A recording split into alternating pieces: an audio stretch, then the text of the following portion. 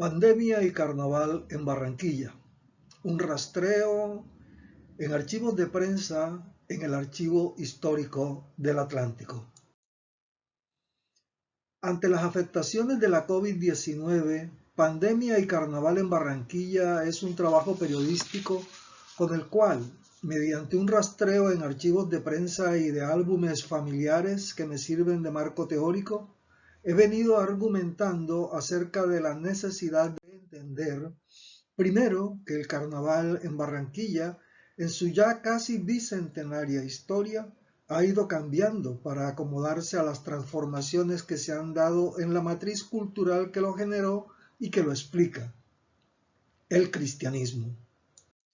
Segundo, que las crisis sanitarias, económicas, políticas y de seguridad han obligado al corpus carnavalero a generar capacidades de adaptación que podemos apreciar nuevamente en las decisiones tomadas para el año 2022. Tercero, que todos estos cambios y adaptaciones, para bien o para mal, han devenido en un estado de cosas en el que el mercado y sus leyes definen las circunstancias, formas y finalidades del carnaval en Barranquilla, muy a pesar de que el de la espectacularización, fuera uno de los fenómenos que se querían evitar como resultado de haber alcanzado que la UNESCO declarara el carnaval en Barranquilla como obra maestra del patrimonio oral, inmaterial e intangible de la humanidad. Lo real es que la docena y más de danzas tradicionales que se querían recuperar, conservar y proteger disminuyen en número año tras año. Se transforman a ojos vistas y cada vez son menos ellas mismas y cada vez más se justifican como parte temática del opening de algún desfile, de la decoración de carros alegóricos, de exposiciones, afiches, estampados y tocados, no más que eso. Por otro lado, los gestores de tal declaratoria ante la UNESCO no tuvieron en cuenta los elementos de la fiesta popular urbana que formaron parte integral de la misma y que se han ido debilitando inexorablemente. Las verbenas callejeras, los pick-ups como instrumento privilegiado en la formación y difusión de una estética musical carnavalera, el goce del baile y de la música en la fiesta vecinal que tuvo su escenario privilegiado en las casas y en los palacios carnavaleros de los barrios, los juegos con agua y harinas, todos ellos han sido prohibidos o regulados a tales extremos que los hacen impracticables. Los disfraces han sido desplazados desde el carnaval a nichos culturales extranjeros como las fiestas del Halloween y otras tradiciones como la de vestir las calles, los sifones y los sancochos alrededor de los cuales se unían los vecindarios desaparecieron. El documento Pandemia y Carnaval en Barranquilla, como trabajo de notas, referencias y relatos, ha sido publicado por el portal de noticias Zona Cero, donde puede consultarse. Debe entenderse como un trabajo inconcluso, como un sistema abierto que no pretende nada distinto a insistir en que la sacralización del carnaval en Barranquilla, al igual que su banalización, demuelen los elementos que conforman nuestra identidad y amenazan consumirnos en la anomia, en la inconsciencia, en la pérdida de la memoria, en ese estado lamentable del alma en el que las cosas son desechables en tanto que duran lo que el gusto por ellas. Es mi opinión que sacralizando y banalizando el carnaval, hemos terminado por obedecer las conveniencias del mercado, donde todo responde a la moda y ésta impulsa al consumo. La particularidad del carnaval en Barranquilla, en relación con otros carnavales del mundo, ha sido la de que en un mismo espacio y tiempo se muestran lo pasado expresado en la herencia vernácula del mundo rural, eso es el folclore, y lo renovado que es condición de la vida urbana que al igual que la ciudad cambia de piel, eso es el carnaval. Tal atributo se ha asumido como una condición esencial. No obstante, en los materiales disponibles aporto elementos que demuestran que ello no ha sido así, que tal propiedad ha sido construida e impuesta y obedece fundamentalmente al propósito de las élites de domesticar el pasado. La herencia folclórica es el registro del pasado rural, el hábitat desaparecido, de las instituciones en desuso, de los rituales vacíos que perdieron su significado y que ya no son ni útiles ni necesarios, y de los demás sistemas de creencias sin sustento que hacen de esas herencias un lugar de la memoria. Es la memoria la que nos permite tener respuestas acerca de cómo ocupamos este territorio, cómo logramos sobrevivir y adaptarnos a él, cómo lo transformamos, qué historias comunes hemos vivido y cuál es nuestro destino colectivo en él. El folclore es la cápsula del tiempo que guarda nuestras raíces comunes, nuestra identidad como pueblo, nuestro futuro como nación. Así, lo carnavalero carnavalesco es propio de la ciudad, es lo urbano. El carnaval siempre está asociado con lo gracioso, ingenioso, novedoso y curioso, lo ridículo, jocoso, sorprendente y divertido. En el carnaval no cabe la repetición ni en el disfraz, ni en la comparsa, ni en la carroza. No se vale el disfraz del año pasado, no se puede repetir. Lo propio en él son la diversión, la renovación, el renacimiento, la resurrección, el baile, el juego, la simulación, el engaño, la chanza y la burla. En carnaval todo pasa. Quien lo vive es quien lo goza. En el carnaval en Barranquilla, la que fuera una cultura carnavalera exclusiva de los clubes sociales, salió de sus espacios privados para apropiarse del espacio público y mostrarse en él como espectáculo, convirtiendo al pueblo en espectador. Esta cultura festiva de las élites, al ocupar el espacio público, subvirtió el orden carnavalero, amenazándolo en su esencia, pues al privar a lo folclórico patrimonial y a la fiesta popular de espacio público y de pueblo, los hizo residuales y marginales.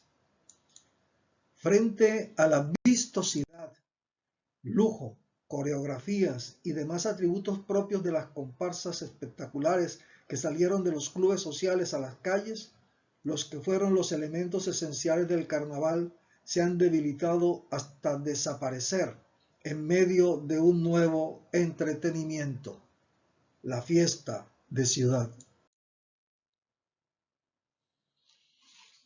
La pandemia nos permite reflexionar acerca de este proceso en el que la fiesta de los clubes sociales se tomó el carnaval, lo que es inverso a la tradición carnavalera en Barranquilla, en la que los congos y el garabato asaltaban los salones de las élites, que simulaban asimilarse en ellos antes de volver a salir a su espacio natural, la calle, las plazas, los parques, a encontrarse con su pueblo. Al igual que en otras épocas, como las del cólera en el siglo XIX y la fiebre amarilla a mediados del siglo XX, la peste sorprendió a Barranquilla. Como en los tiempos del cólera morbo, la muerte se hizo presente en Colombia en medio de conflictos políticos que dificultaron, como hoy dificultan, que las autoridades nacionales atinaran a tomar decisiones adecuadas. Las que se tomaron tuvieron altísimos costos en materia de seguridad, economía y vidas humanas. 20.000 muertos a lo largo del río Magdalena fue el precio pagado a consecuencia de las inquinas del caudillo Juan José Nieto y del gobernador José María Córdoba con el diputado del Istmo Miguel Arazomena en 1850. A diferencia de la fiebre amarilla, frente a la cual las comunidades científicas, políticas y sanitarias tenían una comprensión cabal acerca de la naturaleza, origen, comportamiento y supresión de la amenaza, esta, la del coronavirus, nos hace conscientes de nuestra ignorancia casi absoluta y total vulnerabilidad frente a ella. Miedo, terror, desconfianza invadieron la ciudad.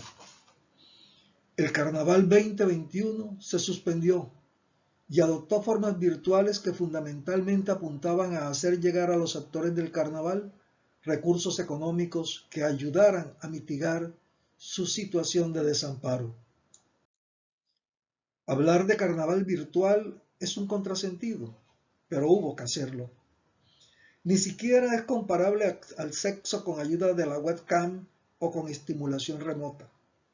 Hablar de carnaval a distancia es tan enfermizo como hacer una fiesta de Año Nuevo con el vídeo de la madre difunta.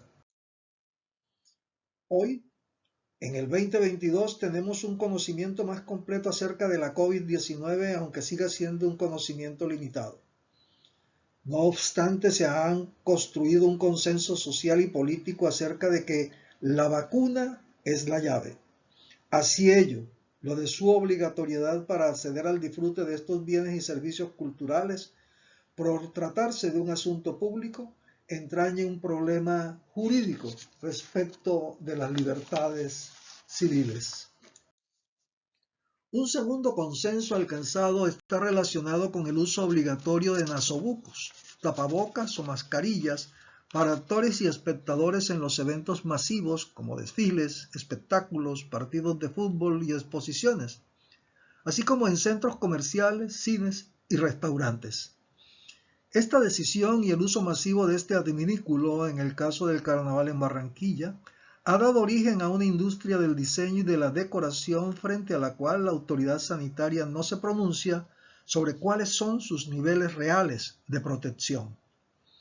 El consumo de licor y la euforia a la que conduce han hecho evidente que luego del cuarto trago en estadios, bares y discotecas, el nasobuco termina tirado en el piso o usado como barbijo o barbuquejo. Se ha aceptado que los espacios abiertos y el distanciamiento social proveen condiciones más seguras y hacen menos probable los contagios por aerosoles. Sin embargo, tal condición afecta la planimetría en las coreografías y deforma otros elementos básicos que afectan el significado de las danzas tradicionales. Por solo mencionar unos casos, la cumbia no es posible sin la relación visual, sin la cercanía entre los miembros de la pareja. El baile por cuadrillas es esencial en la danza de negros. El intercambio de versos y de papeles, los juegos con flores, cintas, palos y la esgrima son de la naturaleza misma de las danzas de relación. ¿Cómo hacerlo manteniendo la distancia segura de 2 metros? ¿Cómo organizar una fiesta de carnaval atendiendo estas 4 restricciones para actores y espectadores? Hacerlo no es fácil si a tales restricciones se le suman opiniones y posturas que se derivan de telarañas mentales fundamentadas en la supuesta intangibilidad o en la banalización del carnaval sin diferenciarlo de lo folclórico patrimonial. Los medios de comunicación social, el periodismo público y el periodismo especializado en lo cultural, en su misión de educarlo con alcances masivos, es mucho lo que aportan cuando cuestionan interpretaciones que se han asumido como verdades, y lo hace entregando datos, información y versiones que remueven estructuras de pensamiento y quitan telarañas mentales. Esa es una manera adecuada de abordar el conocimiento que posibilita que los sujetos políticos puedan conocer las realidades y no imaginarlas, recuperarlas y no inventarlas, transformarlas y no destruirlas. Esos mitos urbanos muy poco ayudan a la formulación de una política y a la toma de unas decisiones que deben obedecer a cifras y a datos, pues de por medio están la vida y la salud de lugareños y visitantes.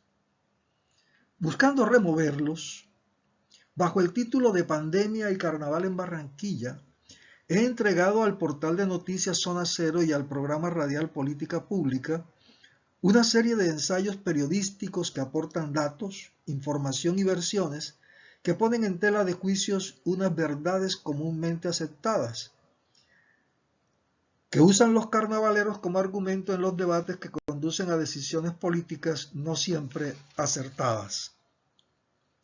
El primero de ellos versa sobre la batalla de Flores y se titula Memoria, simulación, espectáculo.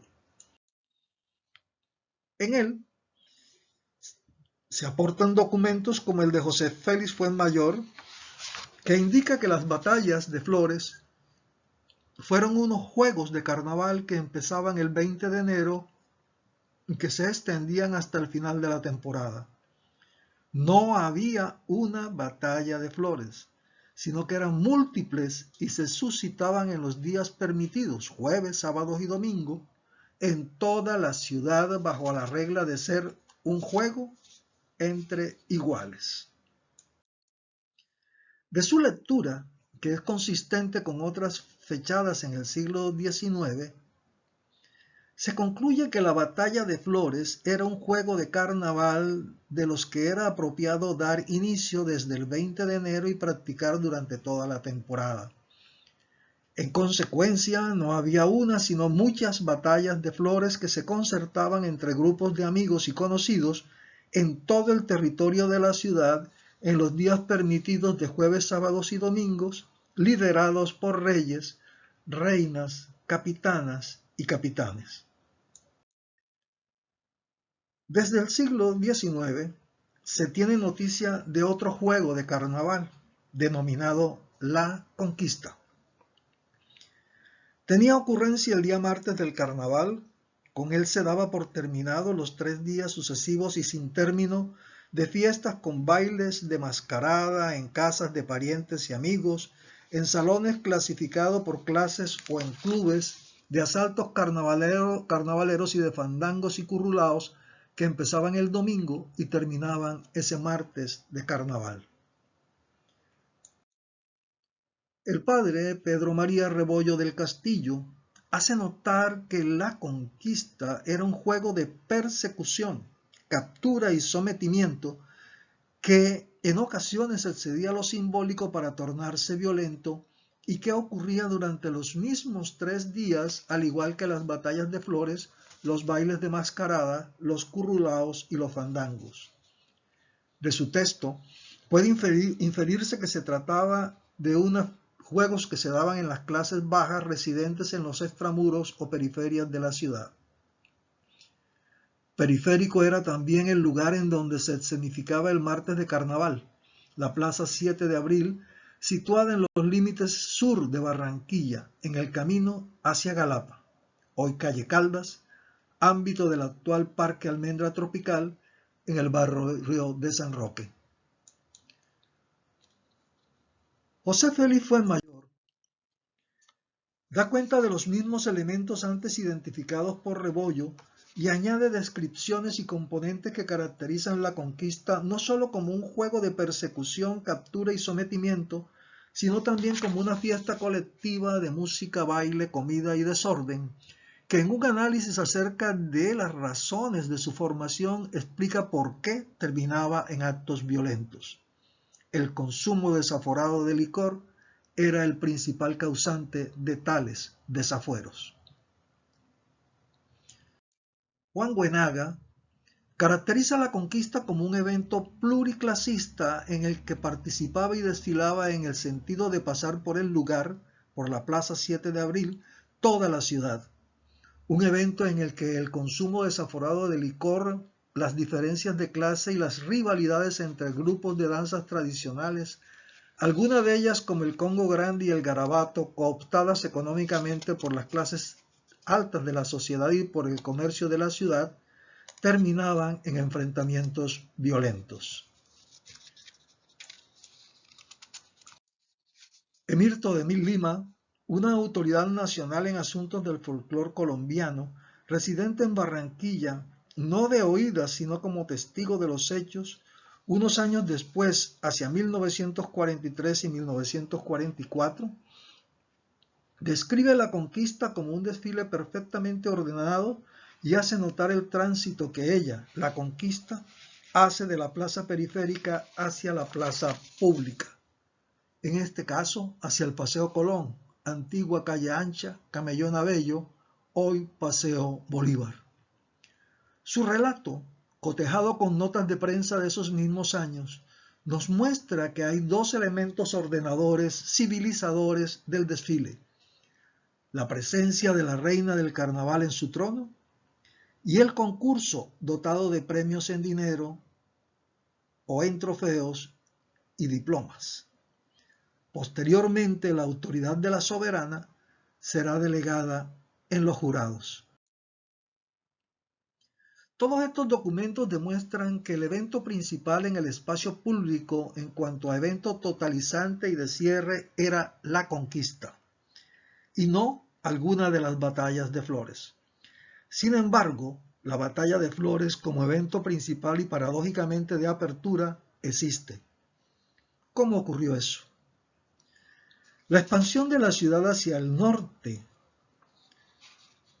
desde el barrio de las Quintas hacia la Barranquilla moderna, la de los barrios El Prado, Bellavista, Boston, Colombia y Delicias, la celebración de las Olimpiadas Nacionales y posteriormente los Juegos Centroamericanos y del Caribe, hicieron posible la celebración de encuentros festivos segregados por clases sociales. Es así como el nuevo estadio municipal entonces de béisbol sirvió para que allí las clases altas de la ciudad disfrutaran como espectadores del espectáculo de ver pasar por la pista atlética carrozas, reinas, comparsas de sus clubes sociales y alguna que otra danza popular, especialmente las del Congo Grande y del Garabato, que habían sido cooptadas por el Country Club y por el Club Barranquilla, y de las cuales salían imitaciones en los clubes Unión Colombia y Club Río Mar. Es importante tomar nota de este detalle toda vez que describe el proceso civilizador, legitimador y de control ejercido por las élites a través de la reina del carnaval, los jurados, los concursos, los premios y la cooptación económica. En la tradición de los carnavales europeos, los corsos eran formados por grupos de alegres festejantes carnavaleros que se desplazaban en coches o en cabalgatas por las calles de la ciudad, impregnando el ambiente del bullicio festivo con sus cornetas, panderetas, carracas, gritos y batallas con serpentinas, aguas, polvos y confetis. La batalla de Flores se convirtió en un corso de reinas, carros, carrozas, disfraces, comparsas y algunas danzas populares que circuló en el estadio municipal para las clases altas y en el Paseo Colón para las clases populares. Este ir y venir de reinas, carrozas, comparsas, danzas y disfraces desde el estadio municipal, entonces ya de fútbol, hacia el Paseo Colón y el centro de la ciudad o hacia el Hotel del Prado según el caso, hacerlo ordenadamente después de un partido internacional de fútbol entre equipos barranquilleros contra un equipo costarricense y otro francés, puede describir cómo fue el proceso de formación del desfile procesional que hoy conocemos como la Batalla de Flores. En este plano actualizado se muestra cómo circularon en 1936 las reinas, carrozas, disfraces y comparsas desde el Estadio Municipal hasta el Paseo Colón y viceversa o al Hotel del Prado, convocando a los vecinos de los barrios Colombia, Boston, Las Quintas y el Centro a alinearse al lado y lado del Callejón del Rosario, hoy Avenida Olaya Herrera, para verlos bajar y volver a subir. Las principales conclusiones que puede ofrecer el material aportado bajo el título de Memoria, Simulación y Espectáculo pudieran ser los siguientes. En algunos momentos, la batalla de Flores se dio en importancia ante otros eventos de mayor significación social, económica o política para la ciudad. La conquista era el evento más importante del carnaval por ser totalizante y de cierre, que fue desaparecida de la fiesta por decisión de los administradores de la ciudad. Las batallas de Flores fueron unos juegos de carnaval propios de toda la temporada y terminaron siendo un desfile procesional y espectacular de apertura de la fiesta. Como espectáculo de reinas, carrozas, comparsas y disfraces, bien puede presentarse en un espacio confinado, con aforos y demás medidas de bioseguridad, sin traicionar por ello su adjudicada esencia y finalidad. La batalla de Flores, que ya no es batalla, y de Flores tampoco, sino un espectáculo, puede mutar hacia un espectáculo de cierre donde participen todas las reinas, carrozas, disfraces, comparsas, orquestas y danzas que se hicieron presentes en la fiesta de carnaval. De esta manera, la fiesta terminará en un éxtasis y no en un descomunal bostezo, como ocurre actualmente en el martes del carnaval.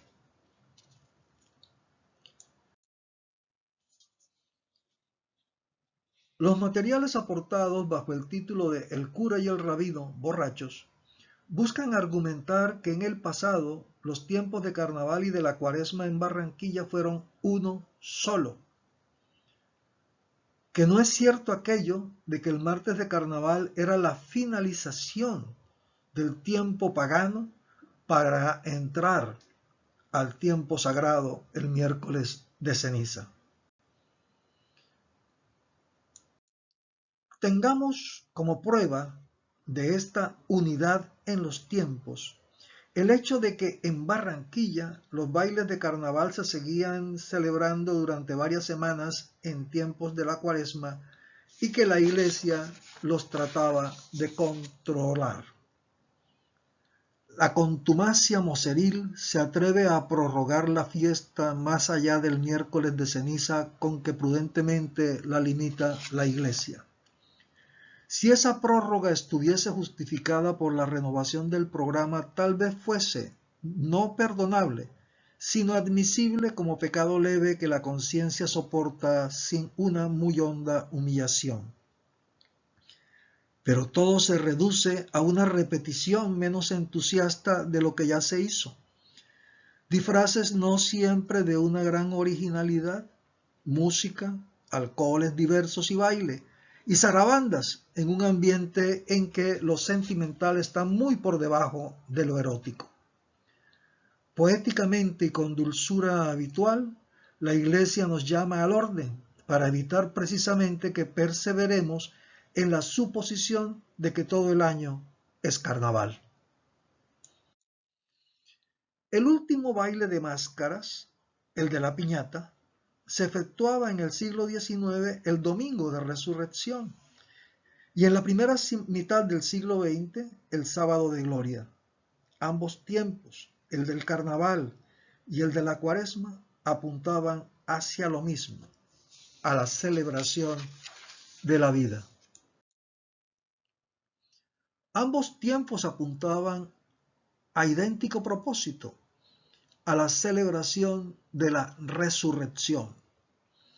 En este aviso, la Junta Directiva del Festival del Colegio de Lourdes, dirigido por las monjas de la Presentación, invita al baile de la piñata de ese sábado de gloria del año de 1935. La resurrección de Jesús se celebraba con la vigilia de la Pascua Florida de la Resurrección en los templos y la resurrección de carnaval con el baile de la piñata, que era el último de las mascaradas de carnes tolendas. En este aviso, el Club Barranquilla anuncia el baile de piñata el sábado de gloria de 1936 y anuncia también la entrega de premios a las comparsas y disfraces de los clubistas. Sin embargo, hoy, el matrimonio entre don Carnal y doña Cuaresma, que en la tradición medieval cristiana de la cual somos herederos, explicaba la naturaleza indisoluble que en lo humano se da entre lo efímero material y lo trascendente inmaterial, se ha terminado. Ambos cónyuges, don Carnal y doña Cuaresma, han sido vaciados de sus contenidos y significados originales y han terminado por ser antagónicos. Los hemos divorciado. Convertido don Carnal en un espectáculo y doña Cuaresma en un tiempo de asueto, parranda y vacaciones, despojados de su espiritualidad justificada en la celebración de la vida, privilegiándose en ambos casos la muerte de Joselito y la pasión y muerte de Jesús, alejados ambos de la resurrección por un comercio voraz y por una prédica equivocada, seguir referenciándolos mutuamente en el tiempo es un anacronismo. Los curas pueden seguir definiendo lo de la Semana Santa, que hoy es un hecho irrelevante en esta sociedad cada vez más secularizada.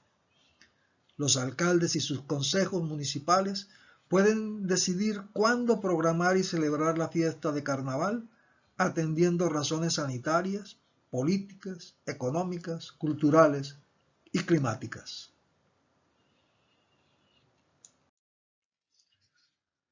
Los materiales que conforman el ensayo titulado No hay festejos conforman una unidad temporal y temática con aquel en el que los datos se agruparon bajo el título de Dios y Patria.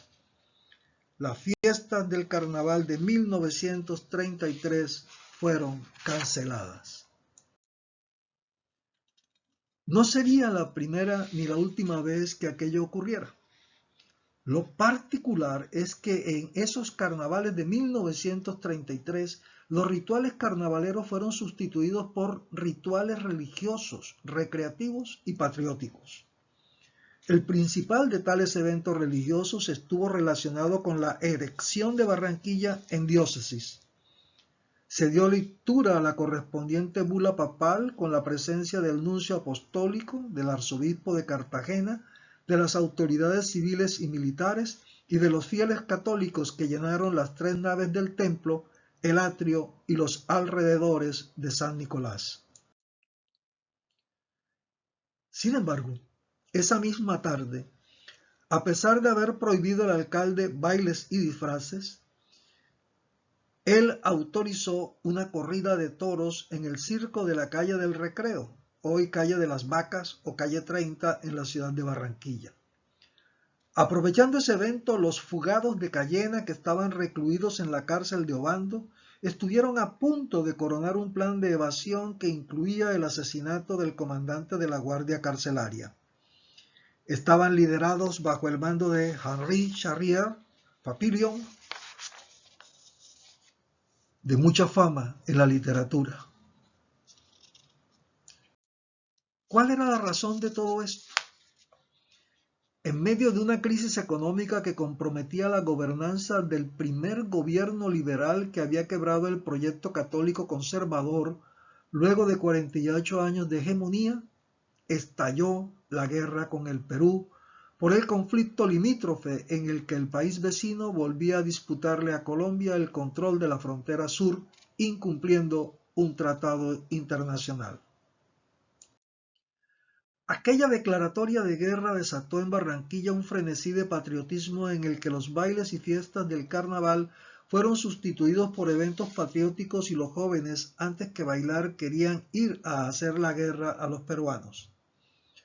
Los bailes del sábado de carnaval fueron reemplazados por una verbena que se celebró en los alrededores del Paseo Colón y el Parque de Bolívar, frente a la iglesia catedral de San Nicolás para recaudar fondos y comprar un avión ambulancia a cargo de la Cruz Roja. Pero, si el fervor patriótico llegaba a esos niveles, el misticismo religioso no se quedaba atrás, y especialmente en los templos de San Nicolás, donde se congregaban los afectos al Partido Conservador, y en el de San Roque, donde hacían lo propio los liberales, se sucedían durante esos días de carnaval las misas cantadas con la bendición del Santísimo luego de la prédica patriótica de los padres jesuitas, agustinos, capuchinos y redentoristas. Las misas Minerva, los retiros espirituales, los rosarios a los pies de la Virgen del Perpetuo Socorro, las 40 horas de adoración al Santísimo para rogar por el triunfo de nuestras tropas que combatían en el sur. La conclusión a la que apuntan todos estos materiales es la de que la fiesta urbana, el qué, el cómo, el dónde y el cuándo, ha sido y será siempre una decisión de política pública, dentro de las conveniencias que se estimen y siguiendo las reglas del caso. En ese orden de ideas, la programación del año 2022 se aviene a algunas de las consideraciones planteadas en estos materiales, especialmente las referidas a las autonomías del ente territorial y de sus autoridades. Reconoce, sin decirlo, que el carnaval en Barranquilla hoy es un conjunto de eventos espectaculares. Falla en la aplicación de algunas de las lógicas del espectáculo al no considerar a aquellos que por razón de sus creencias, limitaciones y gustos no participan del carnaval. Las estadísticas indican que solo el 40% de los residentes en la ciudad participan de alguna manera en las fiestas carnavaleras. Ojalá se enfoque hacia ellos la oferta que va a tener que financiar el distrito de Barranquilla en el espectáculo futbolero. Ojalá se favorezca a los no carnavaleros. En la programación del carnaval del 2022, empujada por el comportamiento de la pandemia, hay un atisbo de reinterpretación del carnaval en Barranquilla como uno de los muchos elementos que forman parte de la fiesta en la ciudad. No temo decirlo. El carnaval en Barranquilla, despojado de lo suyo, rota su unidad espiritual con la Cuaresma, es un evento de la industria del entretenimiento que puede celebrarse en cualquier momento como parte de la fiesta en la ciudad. Paradójicamente, cabe preguntarnos si dentro de la fiesta en la ciudad hay un nuevo lugar donde los bienes patrimoniales del atavismo rural puedan conservarse, ya que el carnaval en Barranquilla, el que le sirvió de lugar antropológico, al igual que la matriz religiosa donde se originaron, también se agotó. Aquella, la religión, en su proceso de secularización expulsó de su seno todos aquellos bienes patrimoniales. El carnaval, en su proceso de espectacularización, los está deformando al convertirlos en comparsa, en disfraz, en gesto o en afiche publicitario. No es posible que el destino de estos bienes patrimoniales sea transformarse en una puesta en escena dentro de unos espectáculos públicos. Es doloroso que deban deformarse en una comparsa carnavalera, traicionando sus patrones tradicionales con tal de conseguir el apoyo y el patrocinio de las élites culturales o los promotores de comercio. No puede ser que su destino, el del folclore, sea terminar siendo un disfraz o un gesto para llenar un aviso comercial. La programación así presentada por la Administración del Distrito de Barranquilla y por los operadores de eventos de carnaval no responde a la pregunta acerca del nicho o espacio que a lo folclórico en cuanto a lugares de la memoria les corresponde dentro de la fiesta de la ciudad. Una tarima y 3 minutos para mostrarse no puede ser. Muchas gracias.